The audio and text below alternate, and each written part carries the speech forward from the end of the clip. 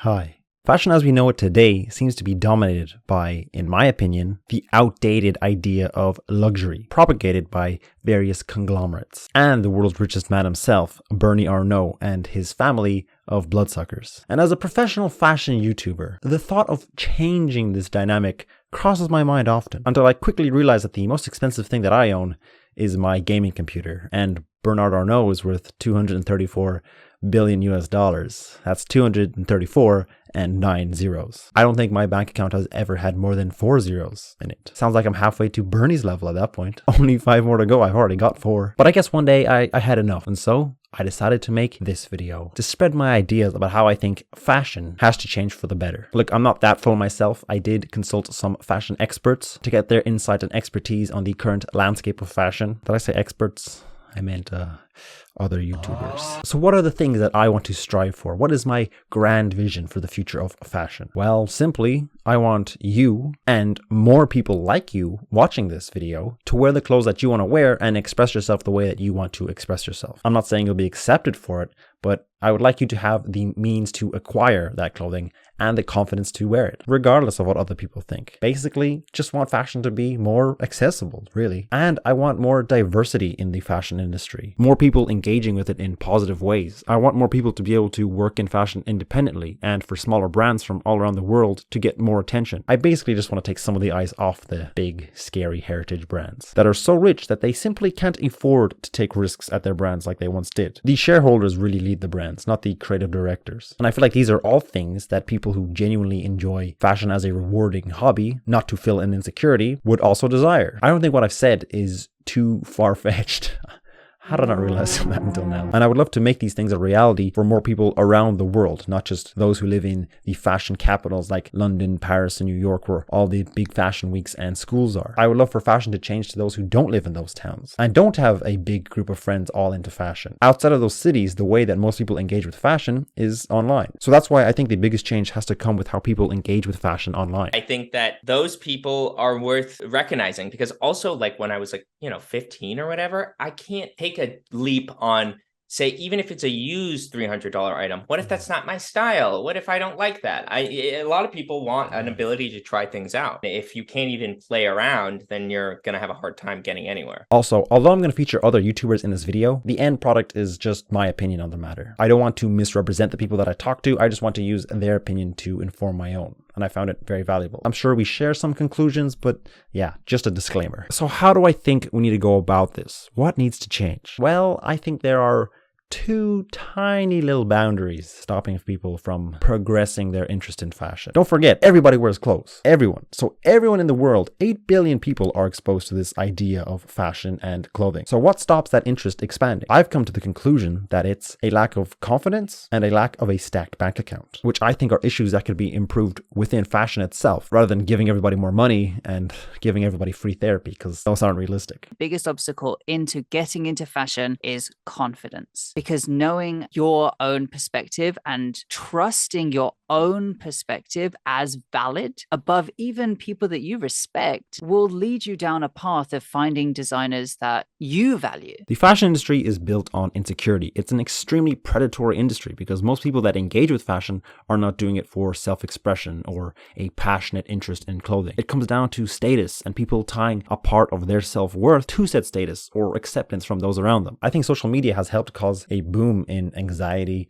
and insecurity to everyone who's fed the wrong message. The internet can be a great resource for learning and self-improvement, but it can also be the worst, especially when it comes to subjective mediums like fashion. I've personally always found it very difficult to give advice relating to fashion because it really is a case-by-case basis. There is no one-size-fits-all answer for anything. The whole thing that's special about it to me is that everybody has a unique approach, even if it's in the small details. I don't have the answers to what jeans best suit your body, what brand you should check out, what style suits you. Only you have the answer to unlock the answer. I think a lot of info that people receive around fashion is super centralized through social media. And as individually tailored algorithms have gotten, it's still an uphill battle to find information with the right intention. That isn't necessarily suggestive, that is also captivating and entertaining. You have to realize that every piece of content on the internet is competing for your attention. Even if they're in different niches, it's all jumbled in together. Today, it seems like there aren't any good online spaces or forums solely dedicated to fashion that encourage people to talk and learn about it more actively and in a more accepting way. Social media is full of top 5 pants you have to buy this summer instead of here are some interesting pants. What do you think of these pants? What do you find interesting about them? It is getting better. Fashion Roadman definitely pointed this out. Most of the fashion content back then was like teaching men's fashion and shit, which is like the real way that men could wear a white t-shirt. And now there's way more people who are actually bringing good conversations to the fore and actually saying, no, express yourself how you want. You don't have to dress like me. I'm not going to sell you these clothes and tell you to dress like me because actually you should express yourself the way you want to. So I'm not saying social media is all bad. I made a video talking about the influence of TikTok over the pandemic, and I liked the rise of certain fashion content that made you go searching for more info yourself about what you were seeing. But that never really evolved, and social media still has its problems, and I don't think those problems are going anywhere soon. I think the biggest problem is all the distractions that social media provides. As I said, everything is competing for your attention. An alternative model that I would love to see return can be seen in the 2000s through dedicated internet forums. You had a boom in niche fashion, and many online forums and websites sprung out of that interest, also in part because of the rise of the internet, of course. You had style.com, which would compile various fashion magazines like Vogue before Vogue even had a site. It was all about fashion coverage, news, and runways with articles from fashion journalists who weren't afraid of being honest. There were also forums for niche fashion that also gained popularity like Style Zeitgeist, which mainly focused on conversations around the avant-garde menswear scene that was popular back then, or even High Snobiety, which was a simple online streetwear blog. So what happened to those fashion hubs? They changed or evolved, I guess you could say, because they were either bought out, so the main objective became profit, or they kind of fizzled in popularity and centralized social media websites started to take over. Magazines like Vogue started their own websites and brought their shady, profitable practices to the internet, and others had to migrate to social medias like Instagram, which is not a fashion-focused space. And I find it extremely difficult to navigate it without being pushed with all sorts of ads, but also just different types of content, or just having to go through so much crap before actually finding something worthwhile or semi-worthwhile. And then even then, it's pretty limited. You're not going to find any interesting discussion in the comments for the most part. I used to really enjoy reading Hypebeast articles. I know, crazy. But only to get to the end of the article and read these scandalous comments that people would leave. At least they were by people who were more interested in fashion, and I knew that because they were on a site about fashion, reading it because they liked fashion. That's what they were there for, not because they were doom scrolling and they just happened to follow some fashion pages. Those people will probably just drop an emoji in the comment section. How insightful. But now those comment sections are pretty empty. I try to scroll these articles and I wouldn't even say that these sites are entirely at fault. My attention isn't caught by most of what I see, and I'm into fashion. I like this stuff. But it's also not wrong to say that these publications only care about getting ads and clicks by talking about the same stuff that everybody's already familiar with and pushing products because there's an incentive there. FHTV made a great video about why High Snobiety just sucks now. It seems that all these resources changed, but not much came in to replace them. Everything started to take place on these same websites, and frankly, I don't think it's a good thing anymore. Not sure if it ever was, but now I especially realize that it's not. If you want to engage with a movie, you should take time just solely focusing on that movie with no distractions. AKA, go watch the full movie without your phone. You don't go onto YouTube that distracts you immediately with hundreds of other things begging for you to watch them instead, and then go to watch clips of the movie instead of the whole thing. It feels like that's how fashion is engaged with these days, and I'm personally not a fan of it, but it seems like there's nowhere else to go. I think at this point I would prefer a new High Snobiety or Style Zeitgeist or Vogue to go look at. I'm not trying to be gatekeepy. Social media will always exist and people will be able to find these things, and I hope they do. But I think the creation of new places to just go explore and learn about fashion directly would be amazing and would inspire a greater interest in it. And I guess this is my call for someone to go make that, or many people to go make a lot of them. I don't have a good site to send you to, but I'd love to see one be created and grown naturally. I already make these YouTube videos. I don't have time on top of that to run my own site. Again, this video is about what I would love to see happen and what might just happen anyway. Maybe my hope for more online spaces will manifest differently, or someone smarter than me will come up with a better idea to encourage people to learn and be educated about fashion, which I think is the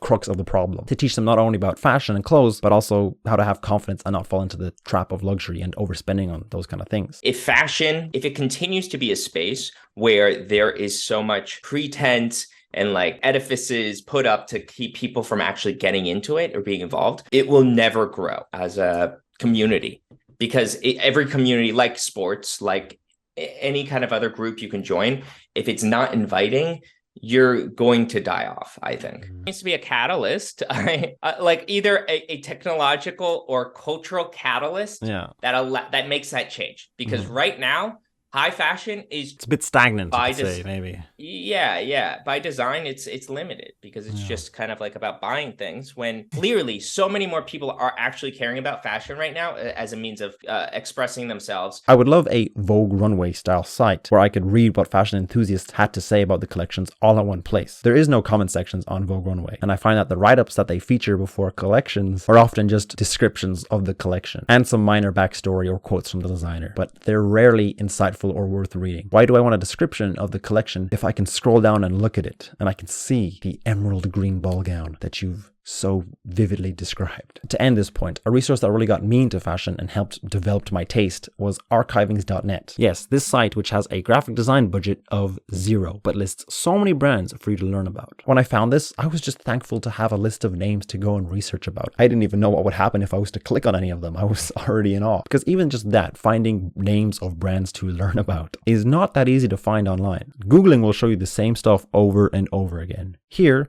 click on any brand name and you'll see that it has archival images on every brand listed, which gives you such an insight into the vibe of the brand, especially because they're all from when he was first starting and super exciting, not what the brand is like now. It's a great starting point to learn about a lot of older niche fashion brands. A resource like this, but for certain images from newer brands of today, would be great. I prefer that over this. A lot of these brands listed here don't even exist anymore. And I would love to explore a curated list of new fashion brands rather than slogging through Instagram to find stuff. I think that there could be so much value in having, say, like an archive, like a knowledge base for people interested in fashion. I think the only caveat or difficulty of it is so much of what a brand is, and maybe you could think of this as a bad thing because it's quote unquote marketing, but so much of it is the ephemeral that is experienced through storefronts, through advertising, through every way that a brand wants to say, like, this shirt actually embodies all of these different ideas that I have. The starting point for fashion online these days seems very linear, which is why a lot of people are immediately put off and don't look into it any further. You're exposed to the same stuff over and over, like Louis Vuitton and Dior. It's gotten better. I love that Rick Owens is more widely recognized. But you know what then puts a lot of people off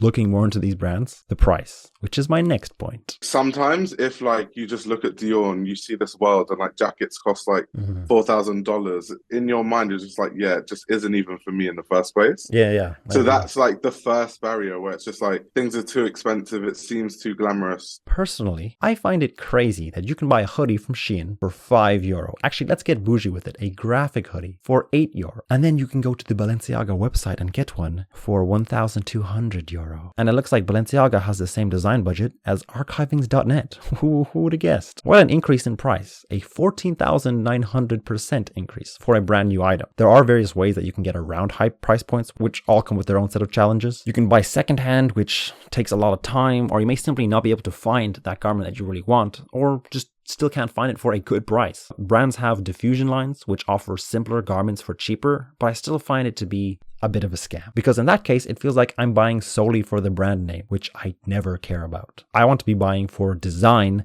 and or the quality. Like, great, I have the privilege to buy an Acne Studios t-shirt for €140 when I'm sure I could get something just as good quality without the logo for cheaper. I've personally never found myself to be that interested in diffusion lines, just because I find basics with graphics a bit limiting. I gladly buy an overpriced graphic tee to remember something like a concert, but that garment now has emotional value to it, which is priceless. Just covering myself, there are exceptions to wearing logo t-shirts. I find a lot of cool ass shirts at charity stores for single digit prices. It's great. I don't want to have to overpay for t-shirts and jeans. I want the cool stuff, the runway stuff, the stuff that makes me excited about fashion, the stuff that costs 3 arms and 2 kidneys. And even if you can find it secondhand, it's still going to cost an arm and a kidney. So there's the next problem. How can the rarer, more expressive clothing get reasonably cheaper? I have a few teensy-weensy ideas. Obviously, the conglomerates aren't going to change. Why would they? But they're not the ones coming out with the most exciting stuff anymore. They're washed. They poach designers from the exciting brands. Understitch has some good ideas about getting high fashion clothing for cheaper. When I was your age, I'm a bit older than you, all of the designers that I were interested in were like Christopher Shannon. Even J.W. Anderson was still pretty new at that time. Martine Rose was still very fresh at that time. Genuinely, we would go to sample sales and I had still have pieces in my wardrobe, Martine Rose, that I got for £30. Wow. And they are yeah. off the catwalk pieces. Wow. There are so many new designers, oh my God, countless new designers that are so extremely cheap that you wouldn't know. The way that people find out is just not accessible. But I find that sample sales and outlet stores are very geographically limiting if you want to find real deals. But right now, there are a plethora of small designers like J.W. Anderson or Martine Rose once were, selling their clothes at much more reasonable prices. It's just hard to find them because it's hard to get that exposure or even a stockist to sell from. If the clothes are cheap and the brand is small, then they probably don't have much to invest into marketing. In comes the rise of new independent curated retailers. Some on the rise today are Apex Store and Apocene. It all comes back to people passionate about fashion, sharing and discussing these brands. Because why is it that most of the conversation is around Vogue and Hypebeast, which don't really care about promoting new stuff? They care about making the most money, which will inevitably come with them promoting established brands that are guaranteed to get clicks and they have built relationships with. And although it's still difficult to run an independent brand, it's not impossible. Oh, it's already improving massively. So China has been doing a wonderful job at it. They have English speaking people at the factories ready. They can do in small runs. They can do very luxury techniques and great quality, all within a affordable price bracket. So it does make me wonder how fashion companies could be run more affordably, or that the whole business model could change to make it more of a feasible business. But that's a topic for a whole other video that I don't have the answers to today. I'm sure a lot needs to change, and I would love to see designers not feel pressured to go to heritage houses just to make a solid living. And I think if the market diversified and clothing was more accessible and more people bought from a variety of sources, more brands would be able to succeed independently. Fashion Roadman made the point about how these conglomerates don't really have any more directions to go. I feel like high fashion is going to get to a point where everything will implode because it's almost physically impossible to keep growing. It's going to get to a point where people are going to see luxury brands for what they are, which is not what they used to be. It's not Cristobal Balenciaga, who actually loved the craft and only wanted to make the highest quality stuff. No, it's Bernard Arnault making stuff in a sweatshop in China. They're so rich, how can they keep making money? By cutting corners or selling even more? I took the hiring of Pharrell at Louis Vuitton an effort to diversify their product range. I think sooner or later, or I hope that sooner or later, people will realize the absolute garbage coming from these houses and the garbage prices that go along with them. It will take a lot of hard work to reverse Bernie's brainwashing. Yeah, there could be a move to smaller designers. I would hope so. But for that to happen, people really have to be educated about fashion. Because think about it this way.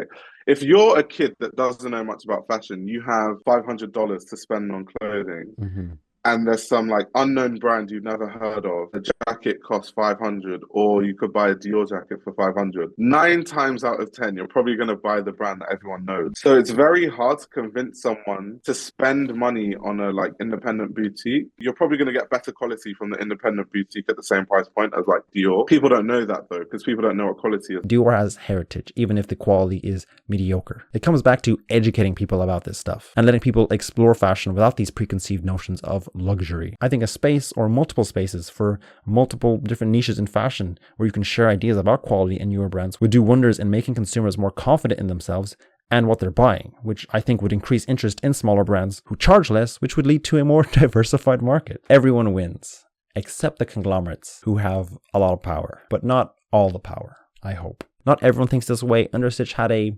realistic view of the future. It sounds so cynical, but I think it'll be a dream. That's fair, I think people will care about small brands for 2 years. I think it'll die. But as cringy as it sounds, I think the change that you want to see in fashion starts with you. It feels like fashion is going in this direction that I've described, where everyday people who are passionate about it can have a say and make a difference and encourage and inspire other people too. I don't want to act all self-righteous, but here we go, I guess. I started my fashion TikTok and this channel because I just wanted to put out content for what I would have liked to have seen when I was getting into fashion. I thought the quality of content wasn't great or varied enough, and I feel like I've done okay. So who's to say that if you start up something that you're passionate about and put a lot of work into, that it won't take off into something that people come to learn from and enjoy in the future? I didn't think I was smart or confident enough to make videos that other people would be interested in, but here I am. I've come to terms with that feeling, and I've realized how much I've learned by just making videos. Way more than I would have if I never did this. I think if there are a lot of people genuinely really interested in fashion, then things will change. More people will make content and strive to be independent and engage with the more interesting ideas if that's the case. So I'm really looking forward to seeing what the future will be like. I think that if there's one thing that might change in the future, I bet we'll reach a point where